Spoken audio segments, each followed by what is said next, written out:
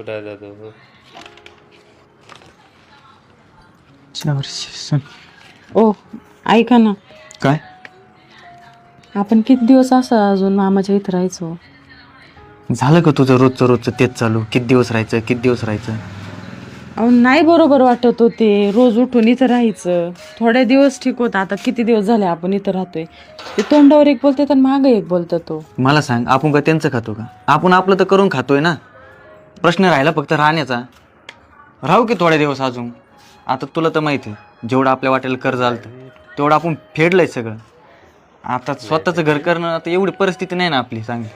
अहो नाही परिस्थिती, पण आता हे लोक तुम्हाला माहिती आहेत का कसे बोलतात, शेजारी पाजारी कसे बोलतात. मला ऐकायला लागतं. तुम्हाला ना स्वाभिमानच नाही, मला सगळं ऐकावं लागतं. सगळे मला बोलतात तुम्ही नसल्यावर. नाही ना, मला स्वाभिमानच नाहीये. बोल आता, तू बी बोल. कसं आहे ना, ज्याची परिस्थिती गरीब झाली ना त्याला स्वाभिमान नसतो. आता सगळेच बोलत होते, तू बी बोल. तेवढी एकटंच राहिली होती तू बोलायची. अहो मला तसं नव्हतं म्हणायचं. अहो पण काय करू मी तरी, सांगा ना. आपल्या हक्काचं घर असलं ना, आपल्याला कधी कुणी तिथून उठ म्हणणार नाही. आणि इथं लोक अहो नको ते टोमणं मारून आहे ना, असंच बोलून जातात का तुम्ही कधी जाणार. कधी जाणार म्हणजे? मग आता लोकांचे टोम नाही का, म्हणजे काय गोठा बांधून ठेवू का तुला? अहो गोठा जरी असला ना तरी तो आपला स्वतःचा हक्काचा असन.